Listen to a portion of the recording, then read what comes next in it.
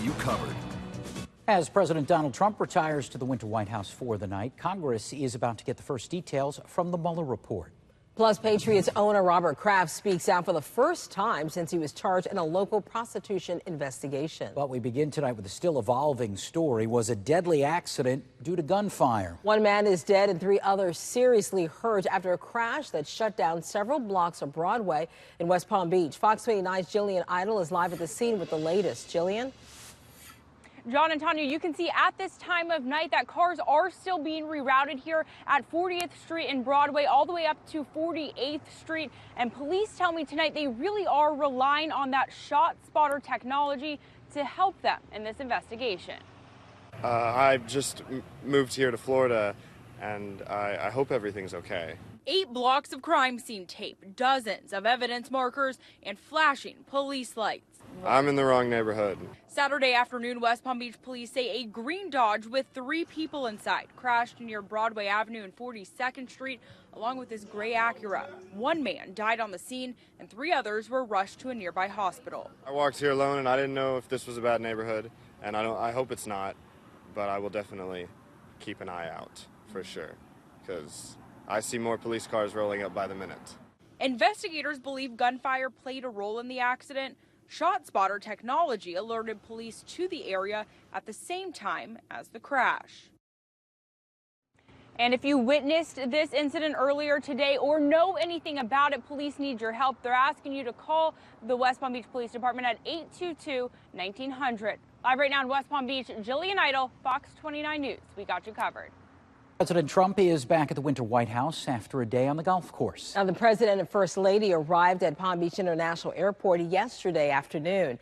This is video of the president's motorcade arriving at Trump International Golf Club this morning in West Palm Beach.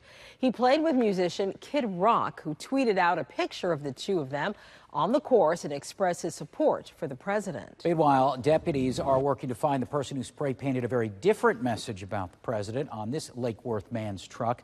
This happened off of Ladson Terrace. Investigators think someone painted that expletive early this morning. A number of cars in their driveways were spray painted, but just one in the neighborhood had the profanity written on it. How they could disrespect somebody's property and put something like that on it. You know, and disrespect the president for doing that. They have no respect for anything. And it's sad, you know, that we live in a world like this now that you don't know what's going to happen from one day to the next. Investigators say they are working with neighbors to check security footage. After a nearly 2-year-long investigation, special counsel Robert Mueller has finished his report on Russian meddling in the 2016 election. But it's not clear if or when it will be released to the public. Fox's Ray Bogan explains the next step Congress will take this weekend. Special counsel Robert Mueller has concluded his report into Russian interference in the 2016 presidential election. But for Congress and the American people, the details of the report are still a mystery. The Mueller report is now in the hands of Attorney General William Barr. From there, it will be up to the Attorney General to determine how much of it is made public. According to a Department of Justice official, the report recommends no new indictments. The special counsel previously issued 34 indictments, which included 6 Trump campaign officials and a slew of Russian nationals. Political experts point out the lack of new charges doesn't necessarily put the president in the clear. Saying we don't recommend indictments is just consistent with DOJ policy. That's not saying we don't think the president did anything criminal. President Trump has long referred to the investigation as a witch hunt, but recently said he wants to see it released. There was no collusion, there was no obstruction, everybody knows it.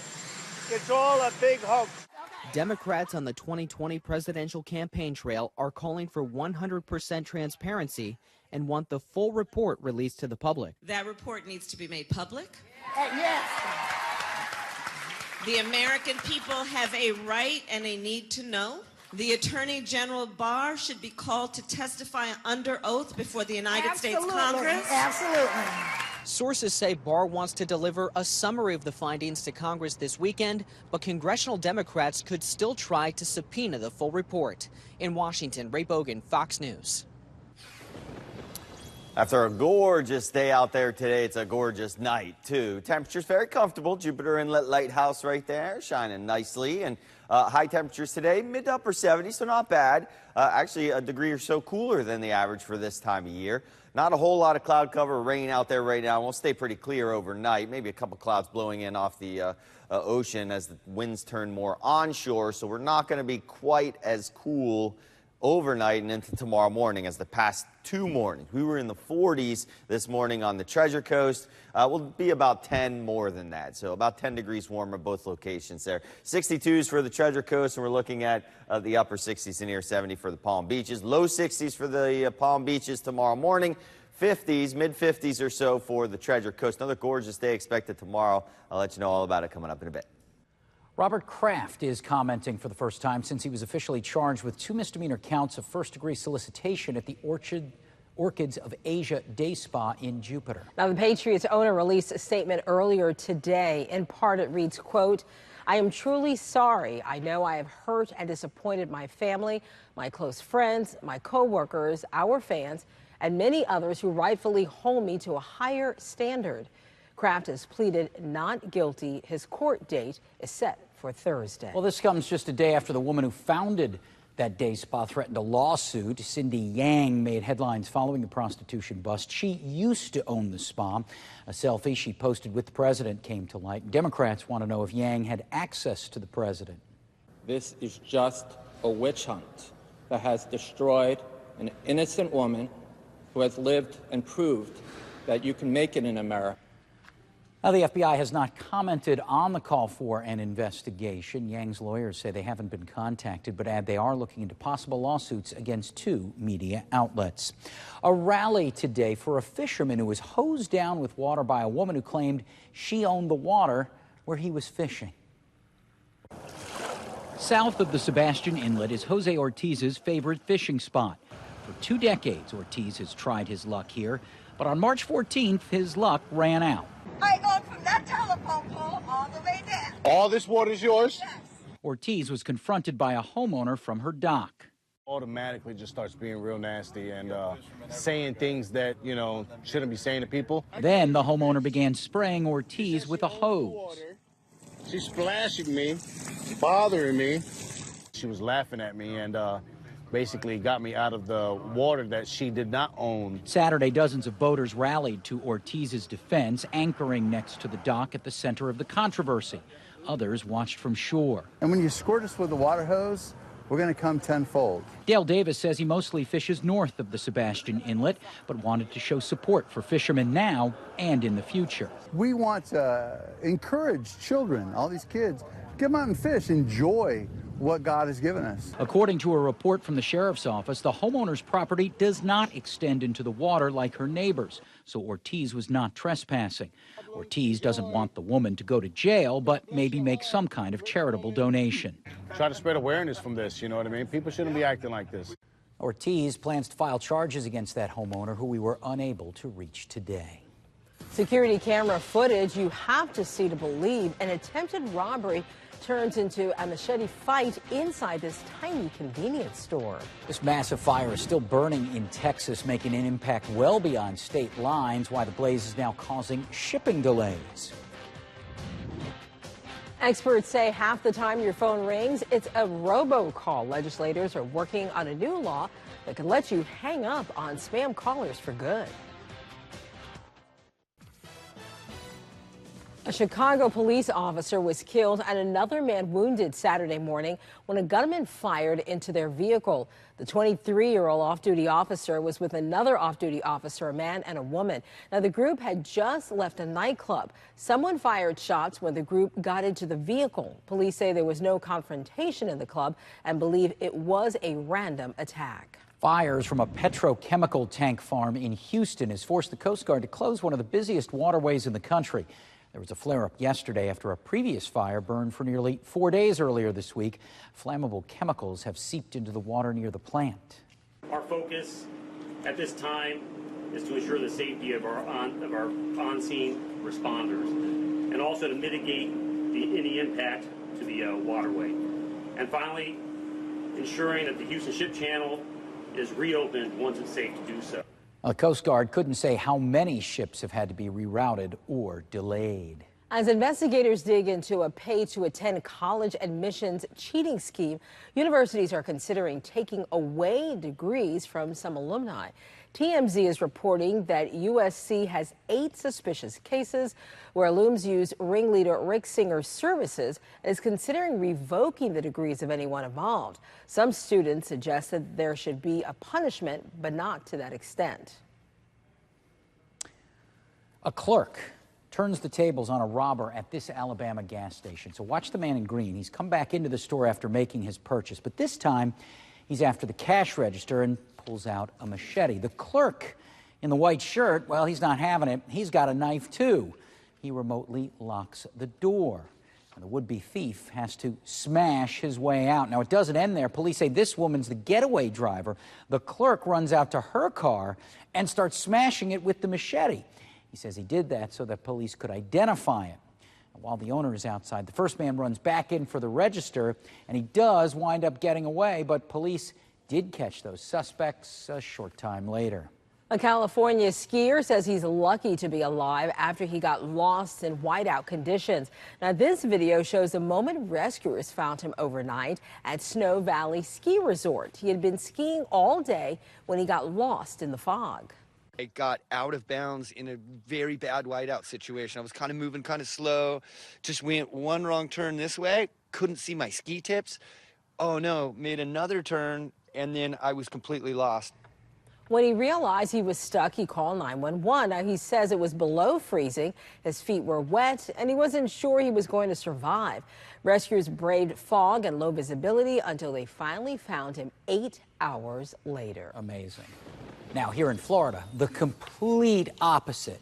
You really couldn't have asked for a nicer day. So nice. Just beautiful. Really low humidity. We had sunshine, wall-to-wall sunshine, really. Those nice blue skies out there, and chilly in the morning for you, but still warm in the afternoon for most. Jupiter Inlet Lighthouse looking nice out there right now, and really just a light wind. And we're going to have that onshore wind pick up a little bit tomorrow, so it'll be a little bit breezier than what it was out there today. Temperatures right now dropping in the 60s, some locations, 69 in West Palm Beach, 68 in Jupiter, but still hovering at 70 in Boca and 62s for the Treasure Coast. Low temperatures tonight, not as cold. We were mid-40s on the Treasure Coast. We'll be mid to upper 50s by tomorrow morning. Low 60s for the Palm Beaches. That onshore wind comes in a little bit sooner here, and that won't allow temperatures to get all that cool. But still cool, just not as cold as it's been. Now, tomorrow, with those onshore winds, we're going to have a little bit more cloud cover, but nothing to really cloud out the whole day since we didn't really have much in the way of clouds today. So we'll add in a few clouds through the day. We'll just call it partly sunny as those winds pick up, and high temperatures about a degree or so warmer than what we saw today, which is the upper 70s, so not bad.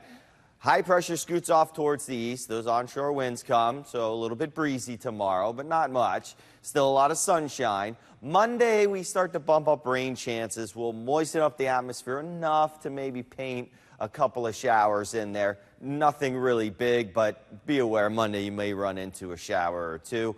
As we go into Tuesday, cold front back to our north and west. We get a little bit drier, but then the cold front comes by late Tuesday, early Wednesday. This will make it through. It's not really going to do much for the temperatures, may put a little dent in them, but it will pick up the wind a lot. So here's our rain chances, just slight, and then because the wind's going to be coming out of the northeast and east, we may blow in a shower, so I've kept a 20% chance for that. High temperatures, like I said, it does go up, and then when the front comes through, just really takes a couple degrees off of it. But with the wind, it'll feel a little bit cooler out there. Our humidity will also drop. Getting bumpy for the boaters tomorrow. Monday looks like a great day for boating, the wind coming back down. Rip current threat up a little bit tomorrow. And again, by mid to late week, we could be looking at a little bit of a beach event here and an ocean event as some rough surf and big waves start heading our way from big, long northeast flow across the area, and that could cause some beach erosion then at the end of the week and maybe blow in a shower or two. High temperatures stay about within a couple degrees or so of the average for this time of year, and those rain chances stay pretty low here with only the highest one there on Monday, but it's only 30%, and then going into next weekend drying out again. Thank you, James. Well, fentanyl is driving a third wave of the opioid epidemic. The CDC put out a new warning this week. Deaths related to the drug are spiking. They've doubled since 2013. The DEA says fentanyl is 80 to 100 times stronger than morphine and can stop you from breathing in less than 1 minute. The problem is that fentanyl is easy to make and traffic, and it's also so potent that small amounts sell for a lot of money. And while it's powerful, the high doesn't last very long, meaning that people will use more. Investigators also worry about dealers mixing fentanyl with other drugs. People can unknowingly take that and become addicted. Experts say every time your phone rings, there's a 50-50 chance it's a robocall. Now lawmakers are looking to put prison time on the table for those who won't leave you alone. Fox News correspondent Jackie Heinrich explains that the new bill making its way through the Senate. If you ever wondered if it's just you, it's not. I get the same phone call 11 o'clock at night from the same number every single day. Americans are inundated with robocalls. Now the #1 complaint to the Federal Communications Commission. Scammers use ploys like health insurance sales and free vacations to steal your identity and your cash. Hi, this is Jessica calling with the funding department at the Business Loan Center. Legislators tried to tackle it with the Do Not Call list in 2003, but violators weren't fazed by civil fines. Now a bill, first introduced last year, is getting a second look in the Senate, and it promises criminal punishment for the first time. Paying the fines is basically a cost of doing business. I mean, they built it into their business plan, their business model, and I think the only way you're going to get their attention, one, is to make these penalties really hurt. South Dakota Senator John Thune, a co-sponsor of the Telephone Robocall Abuse Criminal Enforcement and Deterrence Act, or TRACED Act, says the change can't come soon enough. In 2018, there were 48 billion robocalls to mobile phones, a near 60% increase from the year before, according to software company Umail. Another company, First Orion, says this year will be worse. Nearly half the time your cell phone rings, it will be a scammer. The bill targets people like Adrian Abramovich, who developed a program federal regulators say made 97 million robocalls in 3 months in 2016. How would consumers stop these calls? Can they say stop? No. Abramovich earned the biggest ever FCC fine, but got no jail time, even though his calls overwhelmed an emergency medical paging service. I think if there were the threat of criminal prosecution, it would probably change his behavior. The TRACED Act already has strong bipartisan support and the backing of attorneys general from all 50 states. Senator Thune hopes it will come up for a vote in the next few weeks. In New York, Jackie Heinrich, Fox News. A new tool for doctors is cutting costs and wait times for you when you see a specialist or get a second opinion. Researchers may have a new way to catch Alzheimer's disease early. We'll show you how that test works after the break.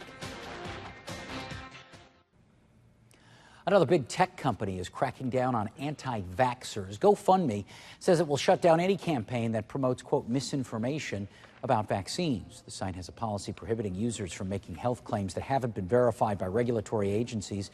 Facebook, Instagram, YouTube, and Pinterest have removed similar content. A growing number of vegans are pushing their pets to live the lifestyle, too. Now, some animal experts are pushing back. According to a new survey, close to 30% of vegans currently feed their pets a plant-based diet. 80% say they're interested in the idea. Dogs can eat plants and meat. Cats, on the other hand, are strictly considered carnivores. Researchers may have a new way to catch Alzheimer's disease early on. Scientists at Duke Eye Center in North Carolina say it's all in the eyes. The new findings show blood vessels are a little different in the eyes of Alzheimer's patients. Researchers say a simple eye scan can find the problem. Now, more studies are being done, but if confirmed, this could lead to a new path for early detection. Doctors in a few cities are using technology to talk to one another and make life easier for you. They're called e-consults. Basically, they let your primary care doctor get second opinions and expertise without having to send you to a specialist. A study found that they quartered wait times for specialists. Now, those specialists say it helps them improve care and it reduces your medical bills since you only see one doctor. Now, the downside is a quarter of people who tested it say they didn't get clear enough answers, and some doctors say the process made more administrative work for them. Boeing is promising a fix to the problem that may have caused two devastating airline crashes, but new revelations about its safety equipment have the company in even more hot water. An eye-opening new study sheds light on how severely texting and driving impacts everyone on the road. Fox 29 will be right back. Fox 29 10 o'clock news continues now. New research shows one dangerous driving habit increases car crash injuries across the board. A new gadget straight out of a spy movie is helping some Florida troopers keep you safe during risky high-speed chases. But first, Boeing has announced a plan to get the company's embattled jet back in the air. Right now, the 737 MAX airliner fleet is grounded worldwide. Investigators say the jet's anti-stall feature may be to blame in two deadly crashes. Now, according to the Wall Street Journal, a Boeing executive says software fixes will be ready within weeks, and regulators will first have to approve the fix before they take it to the skies again. Now, this announcement comes as the company faces new scrutiny. A New York Times report claims the jets involved in the crashes lack safety features because Boeing charged extra for them. Many low-cost carriers have opted not to buy them, and they're not required by regulators. Ethiopian Airlines CEO defending its pilot training process. He says pilot training time in the airline's special MAX simulator would have made no difference because the simulator isn't designed to replicate a problem with Boeing's stall prevention system, which some investigators say can wrestle control away from the pilots. As far as the training is concerned, Richard, as I told you, we've gone according to the global standard. We've gone according to the Boeing recommendation and FAA approved one. We are not expected to speculate or to imagine something which doesn't exist at all.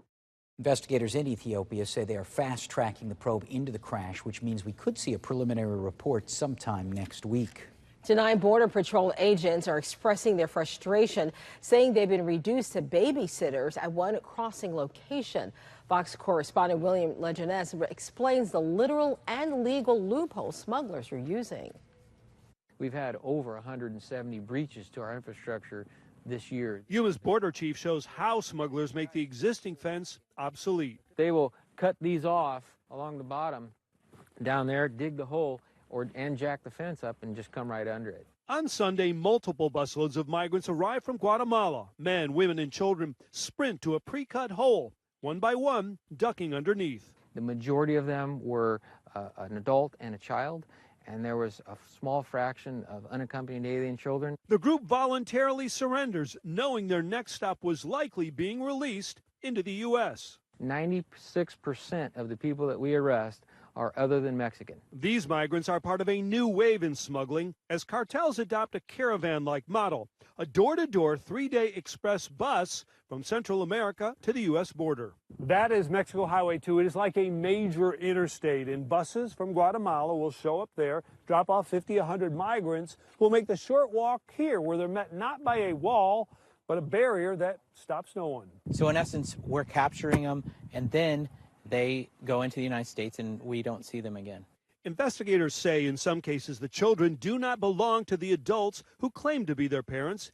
These are seized documents the Border Patrol says show a fraudulent relationship. Essentially, the kid is the passport to get released into the United States. Many migrants need medical care, even quarantines for measles, chickenpox, and scabies. 700 hospitalized in Yuma last year alone, as border agents often end up as babysitters. That takes away from our border security mission. William Lejeunesse, Fox News.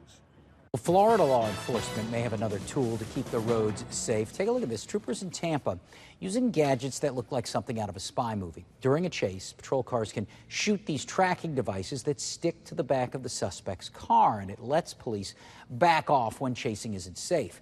Then they use that information to plan a roadblock ahead. Police say the man being chased in this dash cam video is wanted for assaulting an officer. Taking a live look at I-95 right now, you share the roadways with thousands of people every day. Odds are some of them have been texting and driving. Tonight, a new study emphasizes just how dangerous that habit is. Researchers found in states that enacted bans on texting and driving, all car crash-related emergency room visits dropped significantly. They discovered that by looking at emergency department research going back 12 years, the results showed states with bans saw 1,600 fewer traffic-related ER visits per year. Right now here in Florida, you can only be cited for texting while driving if you're pulled over for another offense. State leaders try to make it easier for you to get medical attention closer to home. The House wants to get rid of a requirement that hospitals and other health care facilities show there's a demand for their services before getting licensed to build. Bill's sponsor says eliminating their certificate will increase competition among hospitals and decrease healthcare costs. Kaiser University holding a ribbon-cutting ceremony today in West Palm Beach, opening its chiropractic medicine's spine care clinic. Patients will have access to services like therapeutic ultrasound. The facility open to the public Monday and Wednesday from 9 to 6. It closes an hour earlier on Fridays. Coming up, a tourist destination's new ploy for visitors could net you some big savings on your next vacation. And from vacation deal to disaster, right now rescuers are working to evacuate hundreds of people from this cruise ship left stranded in the water during a storm. All right, let's take a look at the stories making headlines around the world in 90 seconds. The New Zealand mosque where more than 40 victims were killed by a suspected white supremacist reopened today. Armed police were on site. Earlier that morning, about 3,000 people walked through Christchurch in a march for love, honoring the 50 worshippers massacred a week ago by a lone gunman.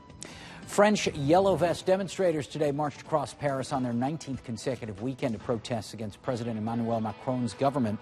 Military units were deployed to help police clamp down on any trouble. Yellow Vests were forced to march along a new route because of looting and wreckage last weekend. Demonstrations began in November after public anger against fuel tax increases. Hundreds of thousands marched in London today to demand a new Brexit referendum. Marchers took to the streets of central London with banners demanding a people's vote and proclaiming the best deal is no Brexit. After 3 years of torturous debate, it's still uncertain how, when, or even if Brexit will happen.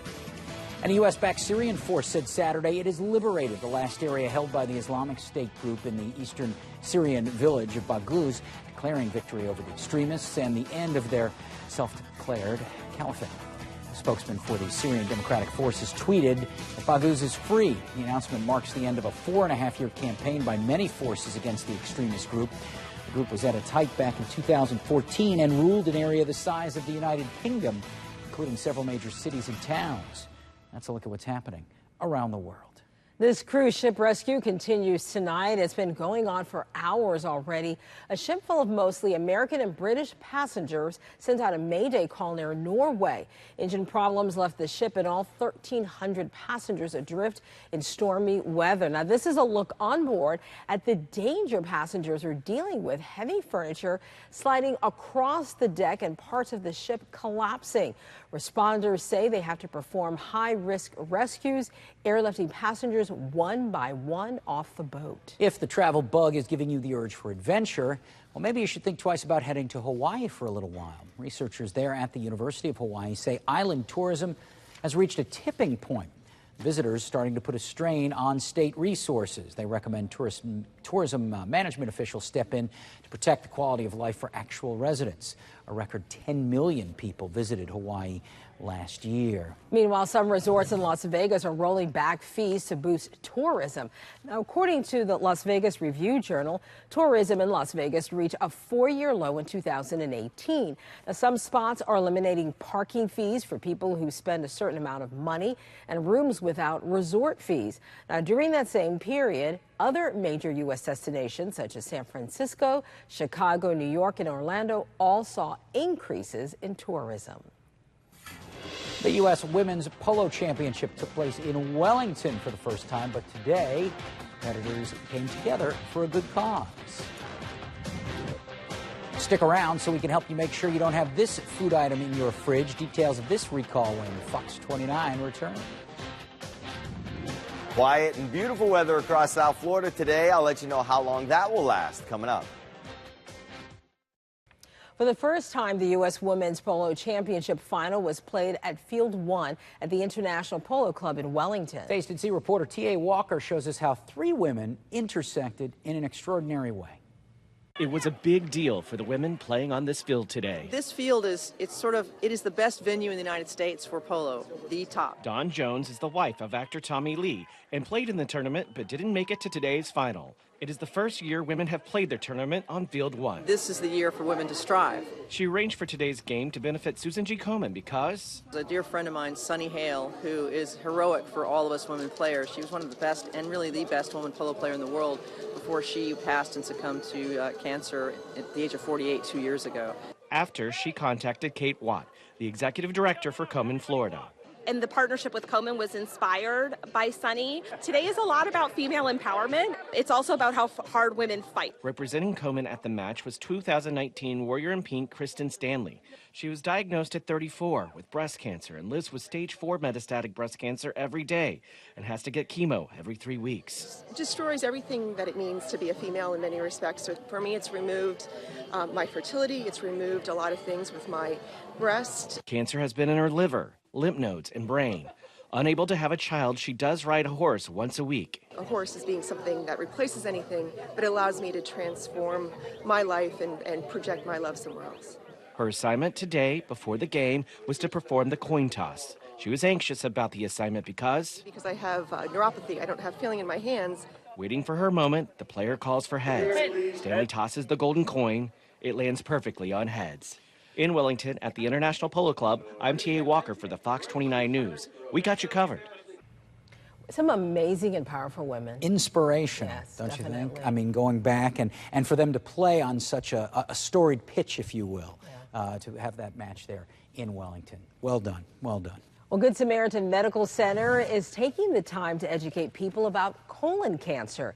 The Palm Beach Outlets hosted a colon cancer prevention fair today. Now, 1 in 4 adults ages 45 to 75 are still not getting their recommended colon cancer screening. At the event, guests were able to walk through an interactive inflatable colon to learn about healthy colon tissue, polyps, and various stages of colorectal cancer. They also picked up free and easy at-home test kits. Well, check your freezer. Tyson Foods is recalling roughly 70,000 pounds of chicken strips. They may be contaminated with pieces of metal. The products have a best if used by date of November 30th, 2019. They also have the number P7221 on the back of the packages. If you have one of these packages, throw them away or return them for a refund. Time to turn to weather now, and if you watch us on a semi-regular basis, you know that I complain all the time when it's too hot, although technically it's now spring, so maybe my complaints, but today, no complaints. Yeah, beautiful. Below average for this time of year, too. And we've been that way for a little bit here. And tomorrow we start to get a little bit warmer. And really the next week is about where we should be this time of year. All right, let's look outside right now to the Jupiter Inlet Lighthouse. And it is a real comfortable night out there. It's not going to be as cold as it was last night, but it's still pleasantly cool, let's call it. No rain on the map. We don't expect any rain out there for the next 24 hours. We're looking at low 60s right now for the Treasure Coast, upper 60s for the Palm Beaches, and low temperatures tonight, about 10 degrees warmer than this morning, 58 in Fort Pierce, 58 in Stewart, 61 in Jupiter. Boca Raton, 63 degrees. Wellington, a little bit cooler, 60 degrees. Maybe some outlying spots in the 50s there. 79 tomorrow for a high in Wellington. 79 also in Boca, 77 in Jupiter. A lot of sunshine, however, not as much sun as we saw today. We're going to see more clouds blow in thanks to the onshore winds picking up a little bit in the afternoon. Not enough to squeak out any rain, but notice we do see patches of clouds from time to time move on in. That's more than what we saw out there today. Now, by Sunday night going into Monday, we may be able to squeeze out a shower or so on Monday, so rain chances went up a little bit then. Temperatures will gradually rise. We'll get above average here on Tuesday. Then another cold front comes. Not a particularly strong one for lowering the temperatures, as it only lowers temperatures a couple of degrees or so, but it will really pick up the wind. It'll become really windy late Wednesday, Thursday and into Friday and even into next weekend too. Humidity will drop too, so it doesn't quite get into the muggy category. We stay just at or below that for a couple days. Then we'll drop it back down to being dry and comfortable out there and feeling nice. Boating forecast. Today was nice. Tomorrow, not terrible, but it will be a little bit bumpier than what you saw out there today, with that east wind picking up about 15, maybe gusting up to 20, with an onshore flow. Even if it's not terribly strong, we get the chance for some rip currents. Normally when we get it like this, that's when people get in trouble because they look at the water, they think it's not all that rough, and they go in, and if you're not a strong swimmer, a rip current can sweep you out pretty quickly there, and you won't be able to get back. 7-day forecast, remember, swim diagonally in, and then you'll be able to get in better. Upper 70s the next couple of days. Low rain chances, but they do come up a little bit on Monday, so don't be surprised to run into a shower or two on Monday, but not many of them. Tuesday, too. Crank up the winds on late Wednesday, Thursday, and Friday. We could see some coastal beach erosion problems in this area, too, and then boating concerns. It looks like just a wreck out there for a few days and even going into next weekend. One Florida sheriff's office is wading into the debate over whether dogs should have human-sounding names, at least when it comes to canines. This happened after an Orange County dog named Trump was featured in a Facebook meme. Sheriff's office says it recruited the dog about a year ago, and their human partners get to pick their names. Now, it says there's no policy against naming the dogs after people, but that could now be changing. Jupiter resident and pitcher Miles Michaelis coming up big for the St. Louis Cardinals today, just not in the way you might think. Highlights from the Cardinals and Nationals next.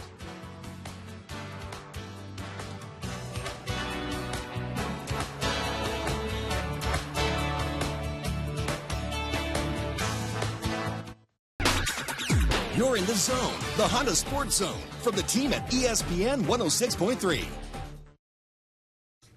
Welcome to the Honda Sports Zone. I'm Paxton Boyd from ESPN 106.3. Jupiter native Miles Michaelis is widely known as the Lizard King after a viral video of him surfaced that showed the St. Louis Cardinals pitcher eating a lizard. But this spring, after signing a 4-year, $68 million extension with the team last month, the only thing Michaelis has been chewing up and spitting out is opposing batters. The Cards on the road taking on Washington at the FIT-Team ballpark at the Palm Beaches. Ace Steven Strasburg on the bump for the Nationals.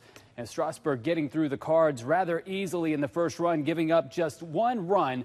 However, in the second, his counterpart, Miles Michaelis, sends it a mile over the wall for his first of the spring. His 2-run shot made it a 3-0 ball game.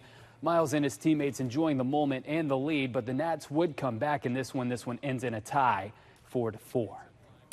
Now, if you haven't heard of Ja Morant, surely you have by now. The sophomore All-American has emerged as college basketball's most electrifying player, not named Zion, who may end up being the only player taken ahead of Morant in this year's NBA draft. Now, Florida State, the 4 seed in the West, getting an up-close and personal look at Morant and 12 seed Murray State tonight. Morant coming out of the gate firing in this one, back-to-back threes, gives the Racers an early 13-7 lead, but from there on out, it was a completely different story. All Florida State in the second half. The former St. Andrews star Anthony Polite with the putback dunk there. The redshirt freshman getting some rare PT with the Noles up big in the second half, and he made the most of it. Back-to-back threes here, 9 points, 4 rebounds, 3 assists for Polite. Florida State takes down Murray State 90-62. Now, Palm Beach Atlantic dominated game 1 of a doubleheader against Lynn University today. Home 6-0. Game 2, Knights up 4 in the 5th.